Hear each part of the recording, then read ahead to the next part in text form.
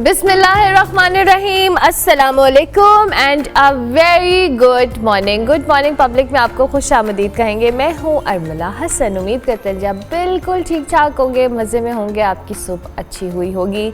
और आपको पता है स्मॉग आ गई है और काफ़ी दिन से स्मॉग जो हम फील कर रहे थे अब उसकी इंटेंसिटी में भी इजाफा हो रहा है। तो उसके पेश नज़र जी अगर आप लाहौर में रहते हैं तो ग्रीन लॉकडाउन लगा दिया गया है। स्मॉग वाले जो इलाके हैं उसमें लॉकडाउन है, पाबंदियों का नफाज किया गया है और ये कहा गया है कि ये नफाज जो है सियासी नहीं है बल्कि आपके मुफाद में है। और डेफिनेटली जी लेकिन कई इलाकों में 8 बजे के बाद फूड पॉइंट्स बंद हैं, तामीरात हो, मोटरसाइकिल रिक्शाज हों, उन पर पाबंदी है। दफातर के हवाले से जी वर्क फ्राम होम का भी कहा गया है और प्राइमरी स्कूल्स बंद करने के हवाले से भी गौर किया जा रहा है इस तजवीज़ पे। सो ओवरऑल स्मॉग से निपटने के लिए हुकूमत पंजाब इकदाम कर रही है, जबकि वज़ीर आला पंजाब जो मरीम नवाज साहिबा है उन्होंने कहा है कि वो भारतीय पंजाब को ख़त भी लिखेंगी स्मॉग के हवाले से को मुश्तरका पॉलिसी बनाने या इस पर जो इसके इम्पैक्ट को कम करने के हवाले से ये भी एक बात की गई है। कल ये डेवलपमेंट हुई थी तो हमने सोचा आपके साथ शेयर की जाए कि अगर आप लाहौर में रहते हैं तो कुछ स्मॉग ज़्यादा इलाकों के अंदर ग्रीन लॉकडाउन लगाया गया है। उसके साथ साथ जी आपको पता है पॉलिटिकल सिनेरियो के अंदर कुछ बातें, कुछ तज्ज़िये, कुछ बयानात आते रहते हैं। जब से बुशरा बीबी की रिहाई अमल में आई है हुकूमत पर डील का इल्ज़ाम लगाया जा रहा है, जबकि पीटीआई रहनुमा उमर अयूब साहब ने कहा है कि बुशरा बीबी की मेरिट पर जमानत हुई है और इमरान खान भी जल्द रिहा हो जाएंगे। दूसरी तरफ जी नवाज शरीफ साहब के बैरून मुल्क जाने पर भी सवालात उठाए जा रहे हैं। और तीसरी जानिब 26वीं तरमीम का मामला और इस पर तनकीद अभी तक खत्म नहीं हुई कि नून लीग और पीपल्स पार्टी 27वीं तरमीम लाने के लिए मशावरत उनके दरमियान शुरू हो चुकी है। JUI के जो सरबराह है मौलाना फजल रहमान साहब उन्होंने कहा कि जमीयत और उलमा इस्लाम के 8 वोट थे लेकिन आईनी तरमीम के लिए हुकूमत ने 11 वोट खरीद लिए थे। अगर हम वोट ना करते तो बहुत बुरा ड्राफ्ट आता।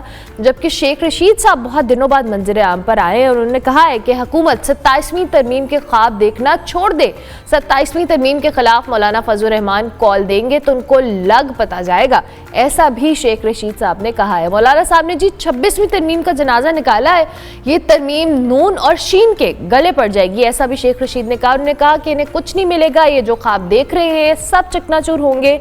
मुल्की सियासत क्या रुख इख्तियार कर रही है इस पर हम बात करेंगे। हमारे साथ राना सनाउल्लाह साहब मौजूद हैं, सीनियर रहनुमा भी हैं मुस्लिम लीग नून के। और सबसे पहले तो आपको हम गुड मॉर्निंग कहेंगे राना साहब, बहुत शुक्रिया आप पब्लिक न्यूज़ के इस मॉर्निंग शो में पहली बार आपने शिरकत की है।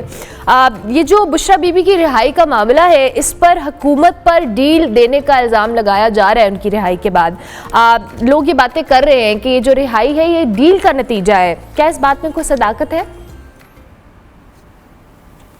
जी बहुत शुक्रिया, मुझे बड़ी खुशी है आपके मॉर्निंग शो में जो है वो हिस्सा लेने की, आने की। जहाँ तक आपके सवाल का तल्लक है तो मेरी राय में देखिए हर केस की जो है वो एक मुद्दत, एक टाइम होता है। हमारे ख़िलाफ़ जब केसेस बनते रहे हैं और बड़े बड़े अहम और जो है वो कैपिटल पनिशमेंट के केस जो है वो बनाए गए तो उसमें भी फिर एक मुद्दत होती है जिसके बाद फिर कोर्ट्स जो है वो बेल दे देती हैं। तो मैं नहीं समझता कि इसमें कोई डील से मुराद ये है कि जो अदालत ने फ़ैसला किया है, अदालत के फ़ैसले से बुशरा बीबी रिहा हुई है तो क्या वो अदालत उस डील का हिस्सा है? तो मेरा ख़्याल है कि इस तरह से अदलिया को अंडरमाइन करना जो है ये मुनासिब नहीं है। मैं समझता हूँ कि उनका मेरिट होगा जिसकी बुनियाद के ऊपर अदालत ने उनको ज़मानत का हक़ दिया 8-9 माह बाद, तो उस वजह उस बुनियाद पे वो ऊपर वो एक कोर्ट ऑर्डर के ऊपर वो रिहा हुई है। ठीक है, आपके मुताबिक कोर्ट ऑर्डर पर रिहा हुई है, जो डील का इल्ज़ाम है ये दुरुस्त नहीं है। राना साहब आपने अपने ऊपर बनने वाले केसेस का भी जिक्र किया है और इसी हवाले से मेरा अगला सवाल भी है कि चेयरमैन PTI के हवाले से उनकी बहन और पार्टी ने इल्ज़ाम एक बार फिर लगाया है कि उनको जेल में जान से मारने की कोशिश की जा रही है। इस पर आपका मौक़िफ़ क्या होगा? और दूसरा आपने भी PTI के दौर में जो सज़ा काटी है, जेल काटी है, हमारे देखने वालों के लिए थोड़ा मवाजना कीजिए ये जो सज़ा की जिसकी हम बात कर रहे हैं जेल में। देखें, पहली बात तो ये है कि मैंने अपने तौर पे मालूमात हासिल की हैं और जेल हुकाम से भी मेरी बात हुई है। उन्होंने कैटेगोरिकली डिनाई किया है कि कोई इस किस्म का रवैया उनके साथ रखा जा रहा है। जो उनकी इंटाइटलमेंट है उसके मुताबिक उन्हें हर चीज़ वहाँ पे जो है खाने पीने और बाकी जो उनकी ज़रूरत है मुहैया की जा रही है। लेकिन मैं बिल्कुल हमारी तरफ से ये हमेशा ये बात रही है कि अगर कोई ऐसी चीज़ है तो बिल्कुल हम इस हक़ में हैं कि जो उनकी इंटाइटलमेंट बनती है as farmer parliamentarian, former prime minister, वो उन्हें मिलनी चाहिए। और किसी भी कैदी के साथ या हवालाती के साथ जो जेल में हो, उसके हकूक़ का, उसकी जो इंटाइटलमेंट है, उसको किसी तौर पे भी जो है नहीं रोका जाना चाहिए। और ये बहुत इनह्यूमन फेल है हमारे साथ जो है वो, क्योंकि ख़ान साहब ने उस वक़्त तक खुद जेल नहीं काटी हुई थी, तो वो ख़ुद ज़ाती तौर पे इस बात का एहतमाम करते थे कि हमें वहाँ पे कोई सहूलत मैसर ना हो। तो बहरहाल ये अमल उनका उनके साथ था। मैं बिल्कुल इस हक़ में हूँ कि उन्हें उनकी इंटाइटलमेंट के मुताबिक उन्हें जेल में जो सहूलत उनका हक़ बनता है उन्हें मिलनी चाहिए। ठीक है, ठीक है। 26वीं आईनी तरमीम के हवाले से मेरा अगला सवाल है राना साहब, पास तो हो गई है 26वीं आईनी तरमीम, क्या इससे जो अहदाफ सेट किए गए थे वो पूरे हो गए और आपके ख्याल में इस तरमीम से इदारे मजबूत होंगे या सिर्फ हुकूमत मजबूत होगी? देखें, आइन जो है वो एक बेसिक, एक बहुत ही एक मुक़द्दस और एक ऐसा डॉक्यूमेंट है कि जिसके ऊपर पूरे मुल्क की बुनियाद होती है। तो इसलिए उसमें जो भी असरे हाज़र के तकाज़ों को पेश नज़र रखते हुए, यानी जो ज़रूरत है मुल्क की, अवाम की, स्टेट की, उसके मुताबिक जो अमेंडमेंट्स की जाती हैं और फिर हों भी वो कंसेंसस के साथ, तो उनसे हमेशा मुल्क जो है वो मजबूत होता है। ये तरमीम जो है ये भी कंसेंसस के साथ हुई है और इसके साथ 10 और चीज़ें थी जिनके ऊपर कंसेंसस नहीं हुआ तो उनको एक साइड पे कर दिया गया। तो इसलिए ये तरमीम जो है ये वही तरमीम है जिसके ऊपर जेजूआई मौलाना फजल रहमान मुतफिक थे, बल्कि उन्होंने ख़ुद तैयार की पीटीआई के मशवरे के साथ। तो ये तो वैसे पीटीआई क्योंकि उनका एक अपना सियासी तरीक़ाकार है कि उन्होंने ना किसी के साथ बात करनी है, ना किसी के साथ बैठना है, ना किसी के साथ मुतफिक होना है। उन्होंने हर वक्त जो है वो हालत एहतजाज और जंग में रहना है, तो इसलिए वो भाग गए। वरना ये तो वो तरमीम है जिसके ऊपर ये तरमीम के जो है वो तजवीज़ कुरिंदा वो है। हम तो कॉन्स्टिट्यूशनल अदालत कहते थे, बेंच तो इंट्रोड्यूस उन्होंने करवाया और इसका बयान भी देते रहे कि जी हम मौलाना फजल रहमान के मसवदे पे मुतफिक हैं। लेकिन बाद में क्योंकि उन्होंने इत्तफाक़ राय नहीं करना होता तो वो निकल गए उससे। ठीक हो गया। अच्छा राना साहब, जो इलेक्शन, ये थोड़ी मैं पुरानी बात करने लगी हूँ लेकिन चूँकि स्टिल इट्स रेलिवेंट। इलेक्शन के बाद आपके कुछ साथी कह रहे थे कि आपकी जमात को हुकूमत नहीं लेनी चाहिए थी, मगर आपकी पार्टी फिर भी हुकूमत में आई और अब जाहिर है मामला चल रहे हैं। लेकिन अब भी कुछ सियासतदान ये बातें कर रहे हैं कि हुकूमत अपनी मुद्दत नहीं पूरी कर पाएगी। इस हवाले से आप जवाब देना पसंद करेंगे? देखें जी, ये कॉन्स्टिट्यूशनल अमेंडमेंट के बाद जो है वो जो पीटीआई ने एक प्रोपेगेंडा शुरू किया था कि जी 25 अक्टूबर के बाद ये होगा वो होगा, वो तो खैर अब नहीं होगा, ये तो अब उनको भी मालूम है। तो इसलिए हुकूमत जो है वो अपनी मुद्दत इंशाअल्लाह जो है वो पूरी करेगी, पूरी करनी चाहिए। पहले भी 2 असम्बलियों ने अपनी मुद्दत पूरी की है, तो इस असम्बली को भी पूरी करनी चाहिए और उसके बाद फिर इलेक्शन होने चाहिए। तो इसलिए इस किस्म की गुफ्तगू अपोजिशन का काम है कि वो करती रहती है, लेकिन हुकूमत जो है वो अपनी मुद्दत इंशाअल्लाह पूरी करेगी। ठीक हो गया। जब से हुकूमत आई है और पीपल्स पार्टी के हवाले से मेरा सवाल भी है कि हुकूमत में पूरी तरह से हिस्सेदार नहीं बन रही और पीपल्स पार्टी के हवाले से कहा जाता है कि बड़ा सेफ प्ले कर रही है वो। क्या पंजाब के हवाले से, वफाक के हवाले से कुछ ऐसी डिमांड्स हैं जो उनकी पूरी नहीं की गई, इसी वजह से वो काबीना से थोड़े दूर दूर नजर आते हैं? जी नहीं, उनकी डिमांड्स नहीं है।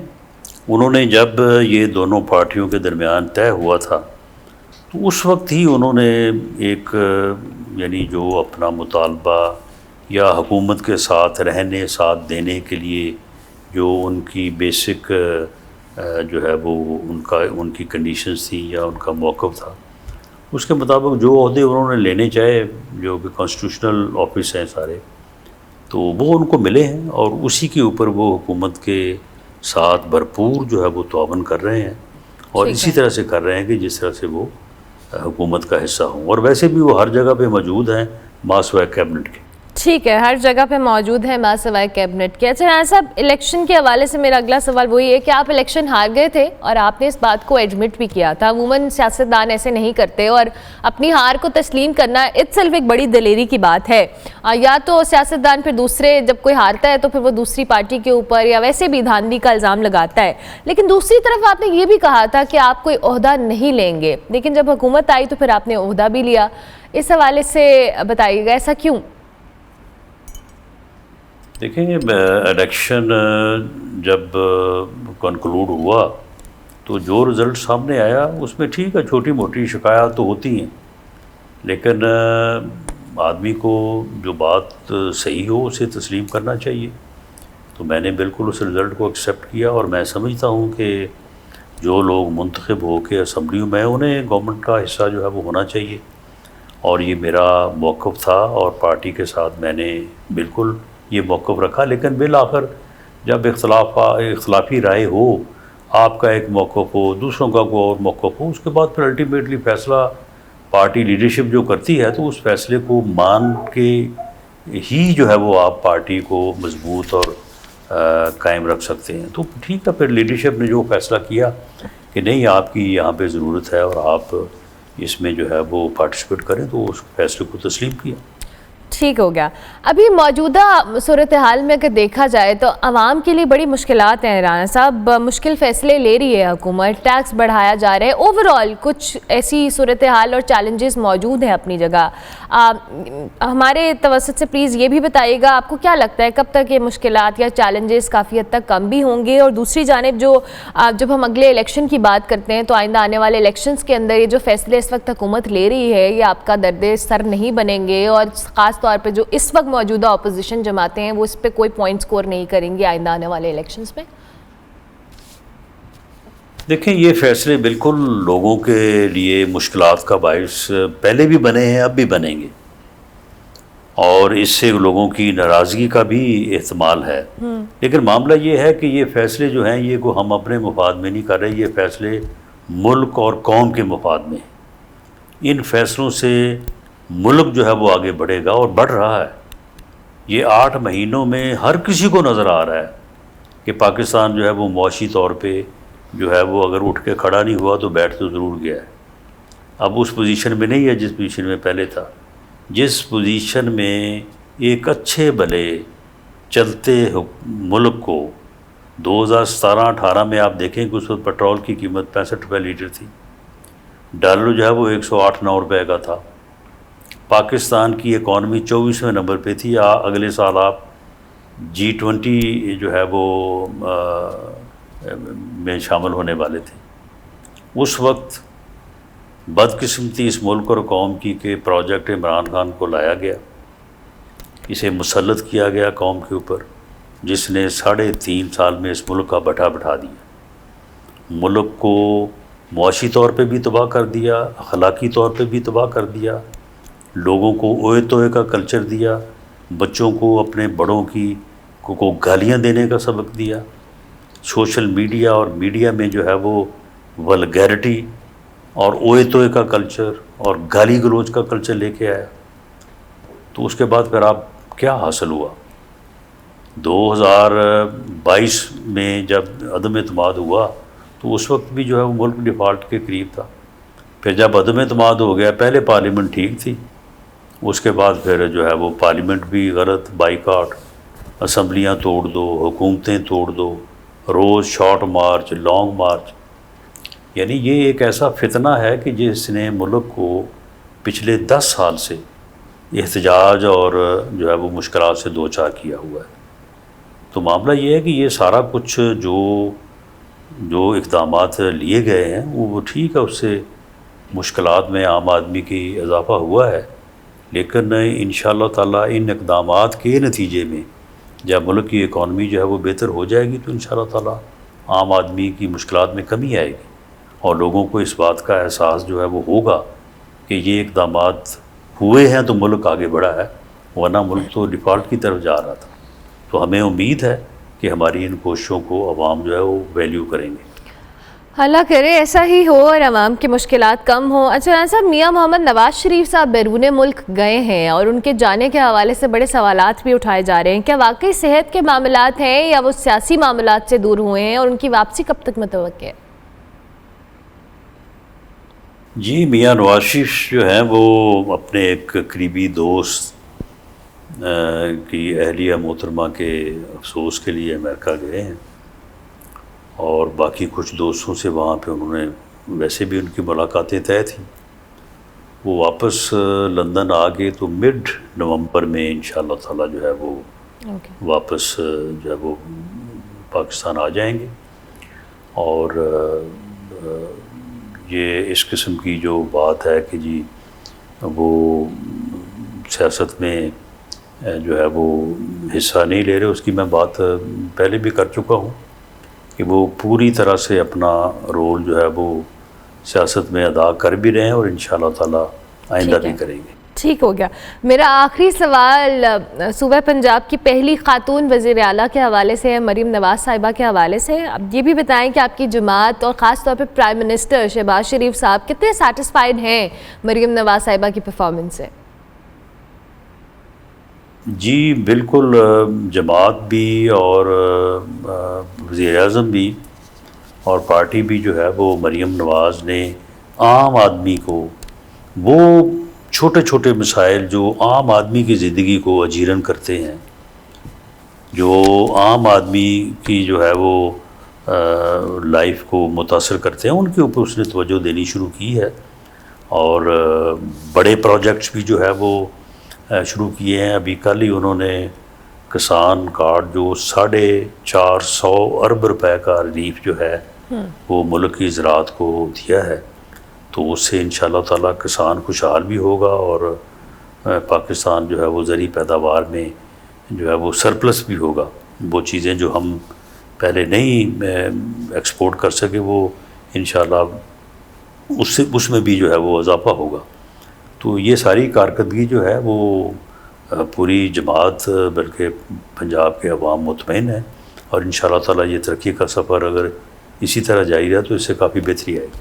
ठीक हो गया, थैंक यू वेरी मच, बहुत शुक्रिया आपके वक्त का। सीनियर रहनुमा मुस्लिम लीग नून के राना सनाउल्लाह साहब हमारे साथ मौजूद थे, सियासी सूरत हाल के ऊपर और अपनी पार्टी के मौक़िफ़ से आगाह कर रहे थे। हम ब्रेक लेंगे, ब्रेक के बाद वापस आएंगे। आप देखते रहिए गुड मॉर्निंग पब्लिक।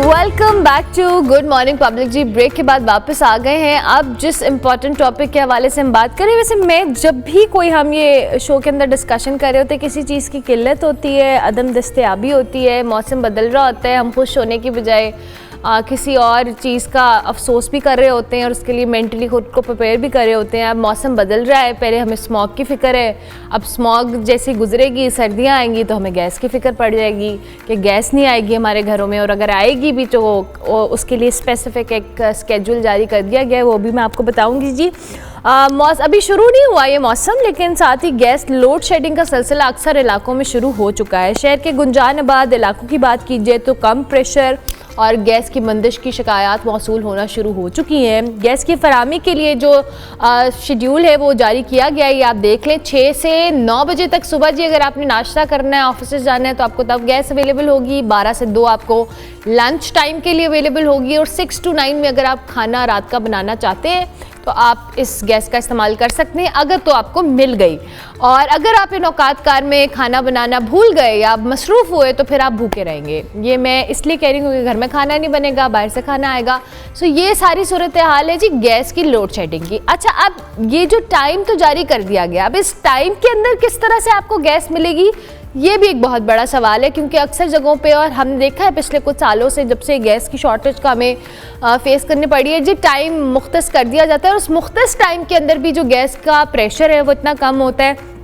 और ये तो भी मैं सिर्फ अवेलेबिलिटी और नॉन अवेलेबिलिटी की बात कर रही हूँ, अब इसकी कीमतों पे भी आएंगे क्योंकि अब गैस महंगी भी हो गई है। ये सारी चीज़ें जो है, क्या होगा फिर लकड़ी, कोयला और पत्थरों के ज़माने में हम जाएंगे, ये तो हम करते हैं। वैसे मुझे याद है कि अक्सर आई रिमेंबर कि 2-4 सालों पहले जब गैस नहीं आती थी तो मैंने कोयले और लकड़ियों पे भी लोगों को प्रैक्टिस करते हुए देखा है, खाना बनाते हुए। सो हमारे साथ डॉक्टर बशारत हुसैन साहब मौजूद हैं, एनर्जी एक्सपर्ट, उनको खुशामदीद कहते हैं। Thank you very much doctor साहब, बहुत शुक्रिया आपके वक्त का। Good morning, I hope you are doing well. ये जो गैस की शॉर्टेज और ये जो टाइम बाउंड हमें अवेलेबिलिटी के हवाले से कहा गया है, सबसे पहले तो मैं चाहूँगी थोड़ा सा हमारे देखने वालों को आप ब्रीफ करें कि गैस की किल्लत क्यों है और अब ये जो औकात कार सेट किए गए हैं, क्या इससे जो शॉर्टेज का मामला है इसमें बेहतरी आएगी? देखें जी, किल्लत इस वजह से है कि ये एक डिप्लीटिंग रिसोर्स है और आहिस्ता आहिस्ता करके ये सारे इस तरह के जो फॉसिल फ्यूल्स हैं ये डिप्लीट हो जाते हैं। तो लेकिन ये है कि अगर बेहतर तरीके से इसको मैनेज किया जाता है पहले भी और अब भी अगर मैनेज किया जाए तो ये क्राइसिस में तब्दील नहीं होगा। अब मैं ये समझता हूँ कि जो इतनी ज़्यादा लोड शेडिंग की जा रही, जैसे अभी आपने एक शेड्यूल ये बताया, ये मैंने सुबह भेजा था आपके स्टूडियो में, इसमें भी देखें ना गलती है। अब ये जो लोग हैं जिन्होंने ये डिसाइड किया है कि सुबह को तो 3 घंटे आएगी नाश्ते के लिए, जबकि नाश्ते में तो आपने जो है टोस्ट अगर जो है गर्म करने हैं तो वो टोस्टर होता है, बिजली से चलता है, और आपने 1 अंडा बनाना है उसमें आपके 5 मिनट लगते हैं। तो सुबह के लिए 1 घंटा भी काफ़ी था, जबकि दोपहर को इन्होंने सिर्फ 2 घंटे दिए हैं। तो सुबह को 3 घंटे और दोपहर को 2 घंटे गलत है। दोपहर के वक्त कम से कम 4 घंटे आने चाहिए। लोगों ने पूरा अपना खाना पकाना होता है, सारे काम होते हैं, ख़वातीन ने ये सारे काम करने होते हैं। तो 4 घंटे दोपहर को दें, सुबह को चाहे ये 1 घंटा दे दें, और इसी तरह रात के वक्त जो है वो 2 घंटे चलें, ठीक है, 2-3 घंटे होने चाहिए। तो लेकिन इसकी मिसमैनेजमेंट कहाँ हो रही है या इसमें वेस्टेड इंटरेस्ट किसके हैं? मैं ये समझता हूँ कि ये गैस यहाँ से बचाएंगे लोगों के पास डोमेस्टिक कंज्यूमर से, उसको ये इंडस्ट्रियल कंज्यूमर को देंगे और इंडस्ट्री चलेगी। क्योंकि आपको पता है कि हुकूमत जो है वो ताजरों की हुकूमत है, ज़िम्मेदारों की हुकूमत है। आपकी असम्बली में 85% के करीब बड़े इंडस्ट्रियलिस्ट बैठे हुए हैं और बिजनेसमैन बैठे हुए हैं और ज़मींदार बैठे हुए हैं। वो पॉलिसीज़ जो है अपनी मर्ज़ी के अपने फ़ायदे की बनाते हैं। अवाम जो है बेचारा, उसकी तो नुमाइंदगी ना होने के बराबर होती है, ऑल्दो के वही अवाम जो है इनको इलेक्ट करके लाते हैं असम्बलीज़ में। तो अगर जो है प्रॉपर तरीके से इनकी अवाम की नुमाइंदगी हो पार्लियामेंट में, तो वहाँ पर आवाज़ उठाई जाए कि डोमेस्टिक कंज्यूमर को आप 24 घंटे गैस दें और उसको सस्ती गैस दें ताकि वो जो है सर्दी में ना ठिठर के मरे, और इंडस्ट्री को जो है उसके लिए आप लोड शेडिंग करें। दूसरा ये है कि इंडस्ट्री जो है वो बिजली पर भी चल सकती है, आप बिजली के टैरिफ सर्दियों में कम करें। मैं आपको ये बताऊं कि इस वक्त आपकी 45,000 मेगावाट्स की कैपेसिटी है जो आपने पावर प्लांट्स लगा दिए हैं। आपकी सर्दियों में सिर्फ 8,000 मेगावाट्स की रिक्वायरमेंट रह जाती है, जो कि गर्मियों में जो है वो 22,000 होती है, क्योंकि ग्रिड आपकी इससे ज़्यादा नहीं ले सकता। वैसे तो 29,000 तक रिक्वायरमेंट चली जाती है, लेकिन आपका ग्रिड 22,000 से ऊपर नहीं ले सकता। तो सर्दियों में 8,000 पर आ जाती है। जब 8,000 पे आ जाती है तो आपको रेवेन्यू मिलता ही नहीं। आप इतनी ज़्यादा कैपेसिटी पेमेंट्स देते हैं कि आपने 45,000 मेगावाट्स के पावर प्लांट्स लगाए हुए हैं और लोगों को जो है बिजली के बिलों में जो है वो अजाबनाक सूरत हाल हो जाती है। तो वो जो सर्दियों में आप इंडस्ट्री को सस्ती बिजली दें ताकि वो जो है गैस के बजाय बिजली पे चले जाएं। इसी तरीके से आवाम को सस्ती कर दें कि वो देखें, अब जो मैं ये मिडिल क्लास की बात कर रहा हूँ, गरीब तो नहीं अफोर्ड कर सकता। मिडिल क्लास का जो है आदमी, वो अपने घर पर इन्वर्टर बेस्ड जो है वो एसी लगाए, जिसमें कि गर्मी में वो ठंडी हवा देता है और गर्मियों और सर्दियों में वो गर्म हवा देता है। तो सर्दियों में बजाय गैस के हीटर्स के वो बिजली के जो हैं वो एसी इस्तेमाल करें, रिवर्स साइकिल। तो इस तरीके से वो बचा जा सकता है। दूसरे, जहाँ तक अगर किसी ऐसी जगह पर है, ये तो है ना शेड्यूल इन्होंने दिया, ये शहरों में लागू होगा। बिल्कुल ठीक बहुत है। सारे ऐसे इलाके हैं जहाँ पर आएगी नहीं गैस या बहुत कम आएगी, बिल्कुल सही। उनके लिए ये है कि बजाय इसके कि लकड़ी जलाएं, बिजली गवर्नमेंट को सस्ती करनी चाहिए। तो बिजली के आजकल ऐसे जो है वो स्टोव्स आ गए हैं, ऐसे जो है वो चूल्हे आ गए हैं जो कि बहुत कम बिजली खाते हैं, इंडक्शन वो जो है चूल्हे होते हैं, और दूसरे इस तरह के आलात मौजूद हैं जो कि कम से कम, या अब मिडिल क्लास के लोग जो हैं वो एयर फ्रायर्स यूज़ करते हैं, जैसे कि मैं अपने घर में यूज़ करता हूँ। एयर फ्रायर बिजली पर चलता है और उसमें आपको ये फ़ायदा होता है कि आपका तेल भी ज़्यादा नहीं लगता, आप डीप फ्राई नहीं करते किसी भी चीज़ को, बल्कि उसको एयर फ्रायर में आप पकाते हैं। अच्छा, अब बहुत जल्दी पक जाता है, तो आप बिजली की तरफ चले जाएं। ठीक है डॉक्टर साहब, अभी आपने ये बात आम अंडरस्टैंडिंग के लिए आपने बताया कि जी हम बिजली पे स्विच कर सकते हैं, हमारे पास कैपेसिटी है, लेकिन अब मसला ये है कि ये वो चीज़ें हैं जो कि जिसके लिए पॉलिसी, स्ट्रैटेजी, इम्प्लीमेंटेशन, ये सब करने की ज़रूरत है और उसके लिए एक टीम होनी चाहिए जो अल्टरनेट पे शिफ्ट करे। अनफॉर्चुनेटली हमारे यहाँ मसला ये है कि हमने शॉर्ट टर्म गोल्स को सेट किया हुआ है, हम उसको अचीव करते हैं और फिर उसका कहीं ना कहीं बर्डन अवाम पे आता है और आप जैसे और मेरे जैसे लोग ये सब पे भी कर रहे हैं। और अब हमें पता है कि हमारे घरों में गैस नहीं आनी है और हम उसके लिए खुद अपना स्केड्यूल सेट करेंगे, ना कि हुकूमत या इदारे या जो भी स्टेक होल्डर्स हैं वो उस चीज़ को फोकस में रखें कि जी हमें अपनी ये प्लानिंग लॉन्ग टर्म करनी है कि सर्दियाँ आ रही हैं हम इसकी तैयारी पहले से करें, गर्मियाँ आ रही हैं इसकी तैयारी पहले से करें। अब ये तो नहीं है ना कि ज़िंदगी में पहली दफ़ा सर्दी आनी है, पहली दफ़ा गर्मी आनी है, ये तो ऑब्वियस चीज़ें हैं जो हमें सबको पता है। बिल्कुल सही है। अब जो मिडिल क्लास के लोग हैं उनको ये चाहिए कि जैसे मैंने बता दिया कि चूल्हे जो है वो चूल्हे की जगह जो गैस के हैं वो बिजली के इस्तेमाल करें, एयर फ्रायर इस्तेमाल करें। इसके अलावा वो ये कर सकते हैं कि गीज़र में गैस नहीं आएगी।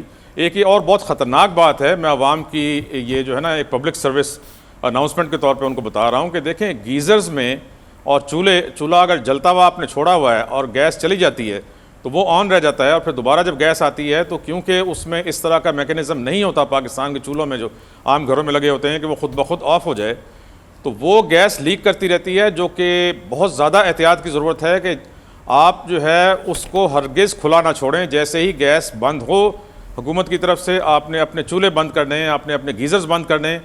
आप नहीं करेंगे तो गीज़र तो फिर भी चलें, शायद जो है उसमें अगर वो नया गीज़र है तो उसमें वो गैस ऑफ हो जाए, कट ऑफ हो जाए, लेकिन जो चूल्हे हैं उसमें वो गैस आती रहेगी, जब दोबारा आएगी तो वो लीक करती रहेगी, जो कि इंतहाई ख़तरनाक फेटल एक्सीडेंट्स हो सकते हैं और होंगे।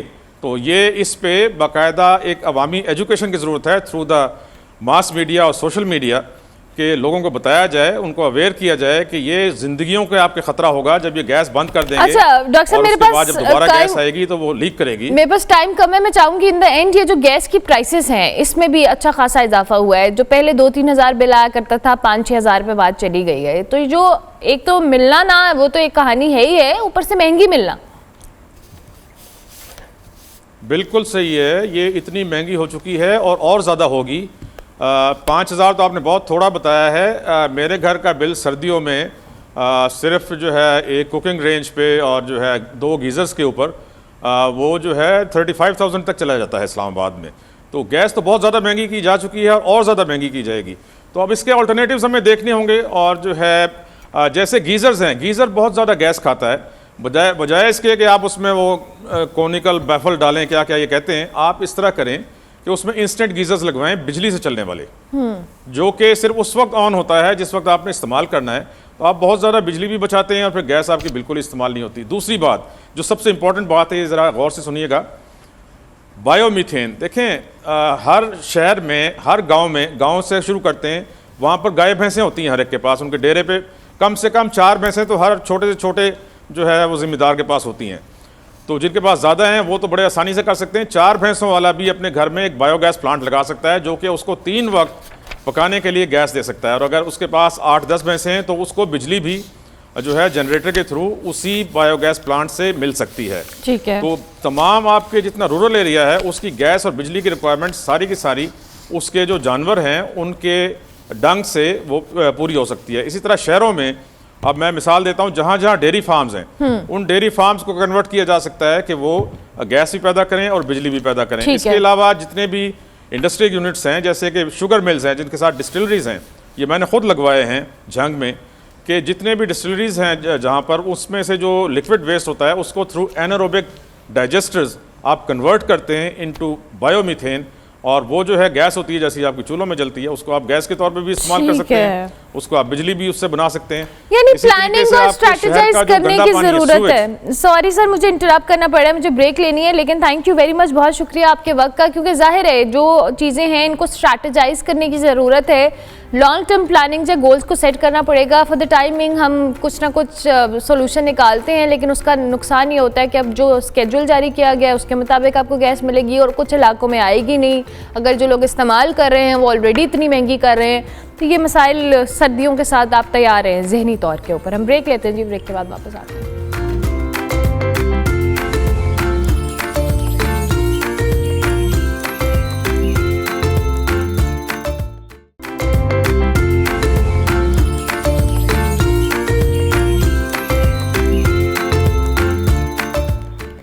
Welcome back to good morning public. जी, आपको पता है हम अपने शो के अंदर मुख्तलिफ ऐसे लोगों से आपकी मुलाकात करवाते रहते हैं जो कि मुख्तलिफ एंगल से पाकिस्तान की खूबसूरती को दिखा रहे हैं, और आज हम ऐसी एक शख्सियत से आपकी मुलाकात करवाने जा रहे हैं। आपको पता है पाकिस्तान कुदरती हुस्न से माला माल एक मुल्क है, बहुत सारी ऐसी जगह हैं, सियाती मकामात हैं जो आम आवाम की नज़रों से भी ओझल है, लेकिन मोहम्मद अशफाक जैसे बहुत सारे ऐसे लोग हैं जो इन जगहों को जाते हैं, एक्सप्लोर करते हैं और लोगों को भी बताते हैं, और वो अब तक पाकिस्तान का कहा जाए कि कोना कोना छान चुके हैं तो गलत नहीं होगा। इस दौरान उन्होंने 200 से ज़ायद झीलों का जिक्र करी हूँ मैं, 50 से ज़ायद जो पहाड़ी गुजरगाहें हैं उनको एक्सप्लोर कर चुके हैं। आज मोहम्मद अशफाक साहब हमारे साथ मौजूद हैं, इनसे इनकी जो ये एक्सप्लोर करने का जर्नी है इसके हवाले से बात करेंगे और इनसे पूछेंगे कि कहाँ कहाँ गए हैं, इनका अब तक का सफ़र कैसा रहा है। Thank you very much Mohammad Ashfaq साहब, बहुत शुक्रिया। कैसे हैं आप, ठीक ठाक हैं? अल्हम्दुलिल्लाह बिल्कुल ठीक ठाक। मुझे थोड़ा सा आप बताएं, हमारे देखने वालों को बताएं कि आपने ये सफ़र कब शुरू किया, शौक़ कैसे हुआ, पाकिस्तान को आप एक्सप्लोर कर चुके हैं, आप कौन कौन सी जगह हैं, कौन कौन से ऐसे इलाके हैं? मैं वैसे तो बहुत ज़माना हो गया, तकरीबन कोई 20 साल से ज़्यादा टाइम हो गया, 20 से 25 साल में ट्रैकिंग कर रहा हूँ। और सबसे पहला जो मेरा ट्रैक था वो मीरन जानी का था गलियात में। ओके। और उसके बाद फिर ये सफ़र जारी रहा। फिर उसके मतलब हम पहले छोटे ट्रैक्स करते थे, फिर वक्त के साथ साथ जो है वो इनोवेशन आती गई और बड़े बड़े ट्रैक्स हम लोगों ने किए हैं। और जो लास्ट ईयर इसी साल मैंने K2 का बेस कैंप किया था। और उसके अलावा जो सबसे मेरी मेन स्पेशलिटी थी वो मैंने एक्सप्लोरेशन की तरफ ज़्यादा गया, क्योंकि K2 बेस कैंप तो बहुत सारे लोग हैं, अगर आप सीज़न में जाएं तो आपको तकरीबन हज़ारों लोग मिलेंगे, 200, 400, 500, 1000 बंदा K2 बेस कैंप करता है। लेकिन स्पेशली गिलगित बल्तिस्तान, स्वात, चित्राल के और कोहिस्तान के वो इलाके जहाँ पे टूरिस्ट नहीं जाते, और आज भी तकरीबन मेरी जो एक्सप्लोरेशन में 30 to 40% वो प्लेसेस हैं जहाँ मेरे अलावा या मेरे चंद दोस्तों के अलावा कोई नहीं गया। अच्छा, तो बस वो सिलसिला चलता रहा। ये कौन सी जगह है अशफाक साहब, ज़रा हमें भी बताएं, क्योंकि जाहिर है कि आपने एक्सप्लोर किया है और आपने कहा है कि आप चंद लोग हैं, लोगों की नज़रों में इतना ज़्यादा वो जगह नहीं है। कौन कौन सी ऐसी जगह हैं? सबसे पहले हमने तंगीर का जो एक ट्रैक है, तंगीर से शुरू होता है और तंगीर के वादी से गुज़रता हुआ जो है वो बड़ो बास एक पास आता है, बल्कि उसके अंदर 3-4 पासेज आते हैं, वो हमने क्रॉस किए। और क्रॉस करके हमने माउंटेन पासेस के दूसरी तरफ जो गिज़र का इलाका है, यानी डिस्ट्रिक्ट दयामर से शुरू किया था, KKH से हमारा सफ़र शुरू हुआ। और 7 दिन बाद हम फंडर झील के पास आके उतरे। इसी तरह इसके साथ दूसरा दारेल का इलाका है, वो भी मैंने 2 दफ़ा किया है। वैसे तंगीर भी मैंने 2 दफ़ा किया है, दारेल भी एक दफ़ा तो मैंने एक्सप्लोर किया है, दूसरी दफ़ा मेरे दोस्त कहने लगे कि हमें भी ले जाओ, तो वो किया। इसके अलावा एक और उसके साथ एक और वैली है खनबरी, वो भी किया। उसके सामने वाली एक वैली है, ये KKH के सामने जो है थोर वैली कहते हैं उसको, वो हमने एक्सप्लोर की। इसी तरह गिलगित से अगर आप शंदूर वाली रोड पर चले जाएँ तो जितने भी वैलीज़ हैं लेफ़्ट साइड वाली, वो तकरीबन सारी मैंने की हुई हैं, कोई ऐसी वैली नहीं छोड़ी। फिर वहाँ से स्वात भी हम आए, स्वात से भी मैं 3 दफ़ा जो है चल के गिलगित की तरफ गया हूँ। माउडंड कालाम से आगे एक ट्रैक शुरू होता है, ददरेली मैंने किया हुआ है, ददरेली पास उसको कहते हैं। फिर उसके साथ कोकुश पास है, फिर उसके साथ जो है कच्ची कानी पास है। फिर स्वात से जो है एक और रास्ता जाता है चित्राल की तरफ, थलो पास, वो भी मैंने एक्सप्लोर किया है। तो एक और पास है जिसको कंदिया पास कहते हैं, वो भी हमने क्लियर, तो मतलब over a period of time ये एक्सप्लोरेशंस हमने की हैं जो कि आज तक बहुत सारे लोग नहीं कर सके। इनमें से बहुत सारों को मैंने खुद करवाया है। मुझे ये बताएं कि आपने कहा कि आप और आपके चंद दोस्त ने, क्या वजह है कि यहाँ पे टूरिस्ट जाते नहीं हैं, उनको पता नहीं है, रास्तों का इशू है, या अभी उस तरह से लोगों की अटेंशन उसकी तरफ नहीं गई? वजूहात क्या है जो अभी तक लोगों ने इतना ज़्यादा इसको एक्सप्लोर नहीं किया है? ऑनेस्टली स्पीकिंग जो इलाके हैं, जैसे मैंने आपसे जिक्र किया दारेल, खनबरी और तांगीर, ये दयामर में आते हैं, डिस्ट्रिक्ट दयामर में। तो यहाँ पे इशू ये है कि लोगों के ज़रा सिक्योरिटी कंसर्न ज़्यादा हैं। मतलब अगर आप हुंजा की तरफ चले जाएं या स्कर्दू की तरफ चले जाएं तो वो वहाँ पे ऐसा सिक्योरिटी कंसर्न्स नहीं है। तो हम ज़्यादातर जो है वो अपने जो मेरे दोस्त हमने over a period of time, कोई फेसबुक से बन गए, कोई एक हमारे दोस्त थे वहाँ पढ़ाते थे, तो लेक्चरर थे, तो उनके कुछ स्टूडेंट्स थे, तो उनकी मदद से हमने मतलब लोकल्स को साथ मिला के ट्रैक किया। वरना इतना आसान नहीं होता उस जगह में जाने में, क्योंकि कुछ कंसर्न्स हैं, तो वो उस तरह से आप एक्सप्लोर नहीं कर सकते जैसे। जी ठीक है। अच्छा इशफाक साहब, आप मुझे ये बताएं कि 200 से ज़ायद झीलें, 50 से ज़ायद जो जिनमें अभी जिक्र करी थी पहाड़ी गुजरगाहों का, ये बड़ी 200 झीलें पाकिस्तान के अंदर मौजूद हैं। दो कि हमें चंद झीलों का आइडिया है, ये कौन कौन सी झीलें हैं जहाँ पे आप गए हैं और आपने एक्सप्लोर किया है? देखिए, झीलें पाकिस्तान में बेशुमार हैं, अभी मैंने तो उनका पिनट भी नहीं किया। ठीक है, ये जो हाई एल्टीट्यूड जो हिंदू कुश माउंटेन्स हैं ना, ये देखिए over a period of time जो ग्लेशियर्स हैं वो पिघल के झीलें बन गई हैं। और ये जो लो एल्टीट्यूड के माउंटेन्स हैं जो उनको हम 16,000 17,000 फुट के हैं, ये पहले किसी ज़माने में तो टोटल ग्लेशियर्स होते थे, अब वो सारी की सारी झीलें बन गई क्योंकि ग्लोबल वार्मिंग ने इसको मोटिवेट किया है। तो आप जितने भी आप गिलगित या इन इलाकों में जाएं ना, तो आपको एक्सट्रीम नज़र आएगी। कहीं ना कहीं आपको पानी बहता हुआ रोड साइड पे नज़र आएगा, वो पानी कहीं किसी झील से आ रहा होता है ऊपर कहीं ना कहीं से, लेकिन वहाँ पे चढ़ना बड़ा मुश्किल होता है, रास्ते नहीं होते, फिर हम गूगल मैप से वो रास्ते बना के जाते हैं। तो इससे बेशुमार झीलें, ये तो मैंने आपसे जो जिक्र किया ये बहुत थोड़ी हैं, ये कुछ भी नहीं है। ज़बरदस्त। अच्छा, अब आपने इतनी जगहों पे आप गए हैं, आपने एक्सप्लोर किया है, कोई ऐसी जगह जो आपको लगती हो कि ये वर्थ इट है, यहाँ के लोकल्स, आम लोग और इसकी खूबसूरती? दो कि हम नॉर्थ और अपने पाकिस्तान की खूबसूरती की हमेशा बात करते हैं, लेकिन आप अपने एक जर्नी में बताएं कि कौन सी ऐसी या एक या दो जगह हैं जो आपको लगता है कि वर्थ इट है? मेरे ख्याल से जो तंगीर की वैली है ना, ये, और इसको अगर आप पैन क्रॉस करें तो इससे खूबसूरत जगह मैंने प्रॉबेबली नहीं देखी। अच्छा। मतलब वो इतनी लश ग्रीन है, उसके अंदर आपको ज़बरदस्त किस्म की ग्रीनरी नज़र आएगी, पाइन के ट्रीज़ नज़र आएंगे, दरिया नज़र आएगा, फिर आपको ग्लेशियर नज़र आएंगे, आपको कम से कम उस वैली में अगर ऊपर जाएं तो 20 से 25 झीलें नज़र आएंगी। So it is a worthwhile place to visit. But security को अगर आप इम्प्रूव करें तो एक रोड भी जा रही है पास, ऑल्दो को वो इफेक्टिव नहीं है वो रोड, मतलब वो ख़त्म हो गई है, लेकिन अगर उसको गवर्नमेंट सतह पे थोड़ी सी भी तवज्जो मिले ना तो वो फेरी मेडोज़ और इन इलाकों से बहुत ज़्यादा अच्छा परफॉर्म कर सकती है। अच्छा, यानी कि आपके मुताबिक पोटेंशियल हम सबको आइडिया है कि हमारे मुल्क के अंदर टूरिज़्म और इन चीज़ों का बहुत ज़्यादा पोटेंशियल मौजूद है, लेकिन ज़ाहिर है ज़रा सी तवज्जो चीज़ों को बदल सकती है। अच्छा इशफाक साहब, आपने ख़ुद बताया कि आपको तो कई साल हो गए हैं इस तरह से जर्नी करते हुए, एक्सप्लोर करते हुए। अब टाइम आपने क्या इम्प्रूवमेंट देखी है जब आप इन इलाकों में जाते हैं, लोगों के माइंडसेट को लेके, वेलकमिंग होने के लिहाज से या वैसे भी फैसिलिटीज़ को लेके क्या इम्प्रूवमेंट आई है विद टाइम?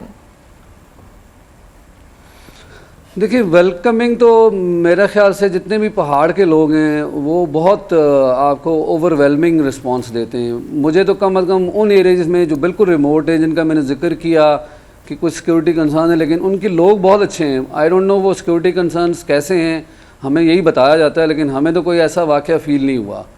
तो इम्प्रूवमेंट बस थोड़ी सी है कि फैसिलिटीज़ का कोई मुझे मतलब कोई नज़र नहीं आया कि सिवाय चंद जगहों पे रोड इम्प्रूव हुई हैं, उसके अलावा कोई फैसिलिटीज़ मुझे इम्प्रूव होती नज़र नहीं आई। या प्राइवेट होटल किसी ने बना लिया, अच्छा तो वो है, लेकिन अगर आप बात करें किसी आपने रास्ते में जा रहे हैं, स्टॉप ओवर पे आपने वॉशरूम जाना है या कुछ खाने पीने की चीज़ें खानी है, तो वो कोई फैसिलिटी नहीं, वो टाइम इम्प्रूव नहीं हुई है, दैट्स अनफॉर्चुनेट। लेकिन thank you very much Ashfaq साहब, बहुत शुक्रिया आपके वक्त का, और आप इसी तरह से पाकिस्तान को खूबसूरती को दिखाते रहें, बताते रहें हमें। तो वैसे अगर हम नहीं जा सकते, लेकिन हम आपके लेंस की या आपकी ज़बानी चीज़ों को एक्सप्लोर भी कर लेंगे।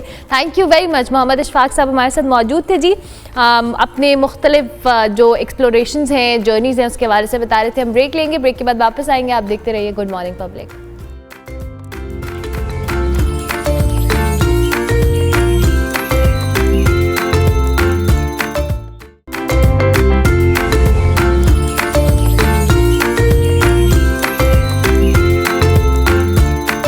Welcome back to good morning public जी। प्रोग्राम का बिल्कुल आखिरी हिस्सा है। स्मॉग से ही हमने आगाज़ किया था बात का कि स्मॉग के पेश नज़र ग्रीन लॉकडाउन लगाया गया है। स्मॉग सिर्फ इंसानों नहीं बल्कि दीगर जो मखलूक़ात हैं, उस जानवर और परिंदे, उन पे भी असरअंदाज होती है। पूरे जो ज़मीन है उसका माहौलियाती निज़ाम है उसको भी मुतासर करती है।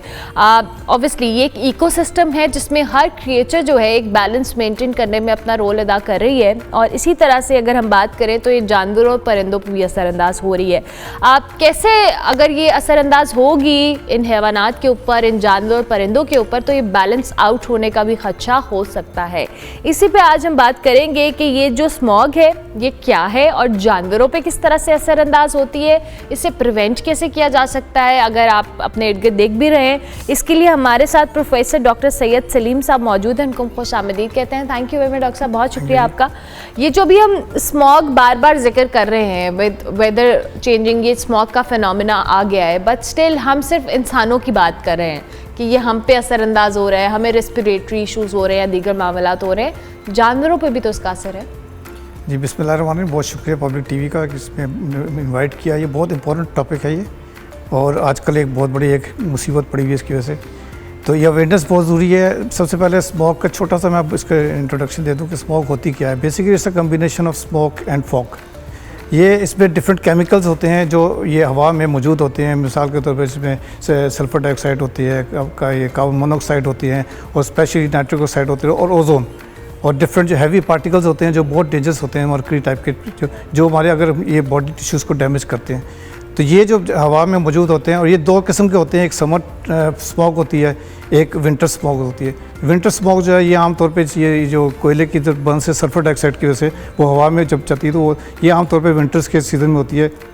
इसकी लंदन में इसका एक 1952 में आउटब्रेक भी आया था। जो समर जो है जो हम लोग फेस कर रहे हैं वो समर है, समर स्मॉग। बेसिकली इसमें जो होता है, जो इसको जिसे कहते हैं फोटो केमिकल स्मॉग भी कहते हैं। ये डिफरेंट केमिकल जो है, सनलाइट जब उसमें पड़ती है तो ये केमिकल कन्वर्ट करती है, नाइट्रिक ऑक्साइड है ये कन्वर्ट करती है उसको ओजोन में, फिर ओजोन जो है ये डैमेज करती है।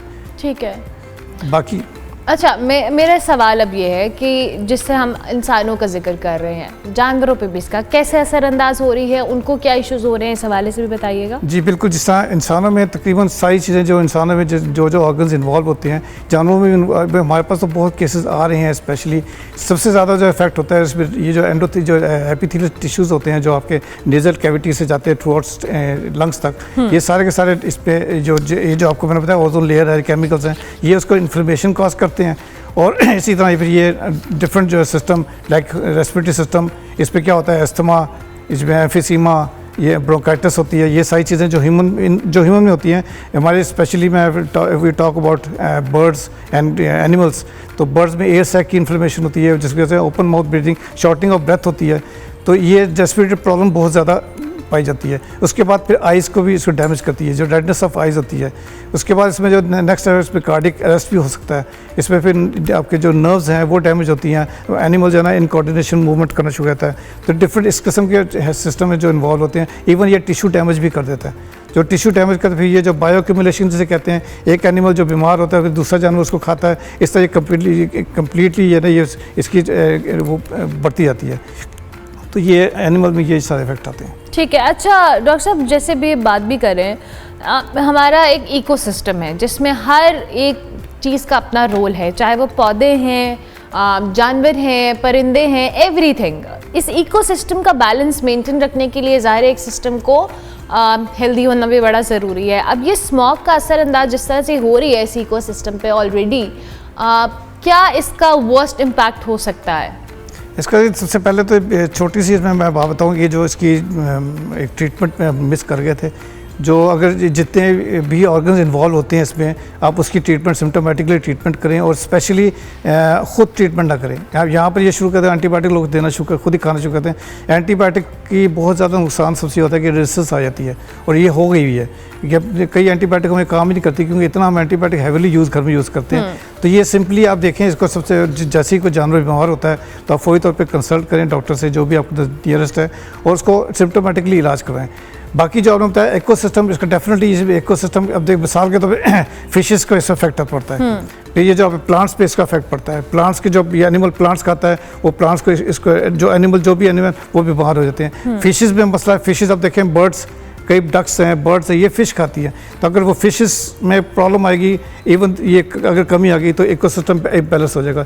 इवन आप छोटे छोटे इंसेक्ट्स हैं, उसकी भी बड़ी वैल्यू है। अगर इंसेक्ट्स कम हो जाएंगे फिर डेफिनेटली जो एनिमल्स इंसेक्ट खाते हैं, तो ये इकोसिस्टम का बहुत बड़ा रोल है। ठीक है, ठीक है। अब इसकी प्रिवेंशन की बात की जाए, प्रिवेंट कैसे किया जाए? ज़ाहिर अब एक फिनोमेना मौजूद है, हम सब ने करना है इसमें सरवाइव कहीं ना कहीं, कैसे किया जाए? देखिए जी, जिस तरह ह्यूमन में आपको लोग कहते हैं कि जी स्पेशली जो ओल्ड एजेस हैं और यंग जो है, ये इसी तरह एनिमल्स में भी जो यंग पप्स हैं, मैं अगर वी टॉक अबाउट पेट्स, क्योंकि हमारा ज़्यादा डेली पेट्स पे होता है, तो ये लोगों ने घर पे डॉग और कैट्स और बर्ड्स रखे होते हैं। एक इसका प्योरीफायर मिलता है, अगर आप अफोर्ड कर सकते हैं वो प्योरीफायर, जहाँ पर अपने एनिमल्स रखे हुए प्योरीफायर ज़रूर रखें। वो उससे होता है कि आपकी जो पोल्यूशन जो ना वहाँ के उस एरिया की पोल्यूशन को वो साफ़ कर देता है। उसके बाद सबसे बड़ा जो एरिया कि शाम के वक्त जैसे डॉग को लेकर वॉक पे निकलते हैं, आप बिल्कुल ना निकलें शाम को, क्योंकि सबसे ज़्यादा जो पोल्यूशन शाम को ही मिलेगी आपको। एक वो फिर जो उसका एनवायरनमेंट है, आप कोशिश करें नहीं ज़्यादा से ज़्यादा पानी का इस्तेमाल करें, इसमें डिहाइड्रेशन बहुत ज़्यादा होती है। तो आपको स्किन के ऊपर पानी की कमी होगी तो डेफिनेटली भी आपका सारा जो, उसके बाद फिर ये वैक्सीनेशन जितनी भी आप कर सकते हैं एनिमल्स को, ये वैक्सीनेशन ज़रूर करें, क्योंकि उसकी इम्यूनिटी अगर स्ट्रॉन्ग रहेगी तो वो फिर एनिमल काफ़ी चीज़ें उससे सर्वाइव कर जाता है। फिर इसके डिफरेंट ये इम्यूनो बूस्टर्स होते हैं, वो अब जैसा सेलेनियम है, विटामिन डी वगैरह है, ये आप दें इसको, तो इससे इम्यूनिटी इसकी बूस्ट रहेगी, और जैसे ही बीमार हो फौरी तौर पे स्टार्ट में ट्रीटमेंट कर लें तो ये बेहतर हो जाएगा। इसी तरह से आप जितना भी आप एनवायरनमेंट है, जितना क्लीन एंड नीट कर सकते हैं वो आप करें इसको।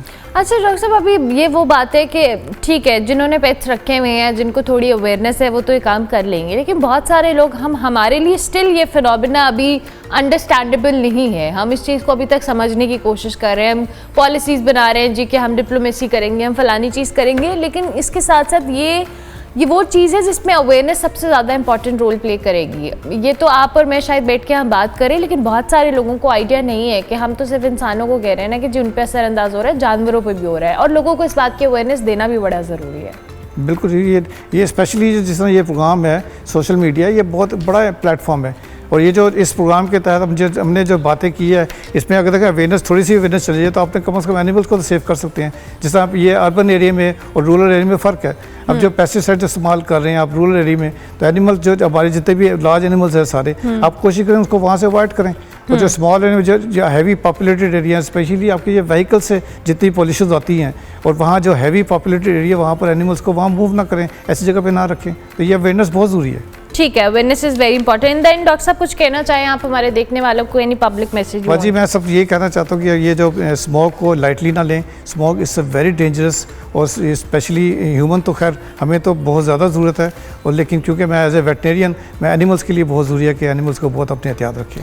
Thank you very much doctor साहब, बहुत शुक्रिया आपके वक्त का। डॉक्टर साहब हमारे साथ मौजूद थे। जी, स्मोक के हवाले से हम बात कर रहे हैं, दो कि स्मोक के खात्मे के लिए, जैसे मैंने प्रोग्राम के आगाज़ में भी कहा था कि कोशिश ये की जा रही है, और वज़ीर आला पंजाब मरीम नवाज़ साहिबा ने कहा है कि हम इंडिया के साथ जो डिप्लोमेसी है उसको इस हवाले से करेंगे, और ख़त लिखने के हवाले से भी उन्होंने बात की है। और जाहिर है ये वो टॉक्सिक चीज़ें हैं जो आपकी फ़िज़ा के अंदर मौजूद हैं, अगर आप अपने तौर पे एहतियात करेंगे तो ये भी बहुत ज़रूरी होगा। और साथ साथ जी कल जो तकरीब से ख़िताब करते हुए मरीम नवाज़ साहिबा कह रही थी कि दोनों पंजाब को मिल के स्मोक के फिनोमेना के हवाले से लड़ना है, एक रिस्पॉन्स मिलकर क्रिएट होगा। और इट्स वेरी इंपॉर्टेंट, क्योंकि आप अगर अपने तौर पर एहतियात करें, हुकूमत अपना काम कर रही है, मास्क का इस्तेमाल करें, जो ग्रीन लॉकडाउन लगाया गया है इसको फॉलो करें, और कोशिश करें कि गैर ज़रूरी तौर पे आप घरों से ना निकलें, मास्क का इस्तेमाल करें, पानी का ज़्यादा से ज़्यादा इस्तेमाल करें। और अगर आप आउटडोर कोई भी एक्टिविटी करते हैं, वॉक पे जाते हैं, तो उसके लिए टाइम बाउंड होना चाहिए। और आजकल तो मोस्टली जो बुज़ुर्ग अफराद हैं जिनको ब्रीदिंग के ज़रा से भी इश्यूज़ हैं, आप लोग अपने तौर पे अवॉइड कर लें, अदरवाइज़ ये चीज़ हमें अभी रियलाइज़ नहीं हो रहा। और एक रिसर्च ये भी कहती है कि इस स्मॉग की वजह से, जिस स्मॉग में हम सांस ले रहे हैं, इससे हमारी जो लाइफ स्पैन है वो 8 से 10 साल कम हो रहा है एक नॉर्मल इंसान का, एंड इट्स वेरी अलार्मिंग। इस पे काबू पाने के लिए जी अपने तौर पे कोशिश करना हम सबके लिए बड़ा ज़रूरी है। और वही बात है कि कोई भी ऐसी चीज़ जो फ़िज़ा को आलूदा करे उसको अवॉइड किया जाए। प्रोग्राम का वक्त ख़त्म हुआ जी, इंशाल्लाह मेरी आपसे मुलाकात होगी कल। फीडबैक हमारे सोशल मीडिया हैंडल्स पे लाजमी दीजिएगा। कल तक के लिए मेरी तरफ से अल्लाह हाफ़िज़।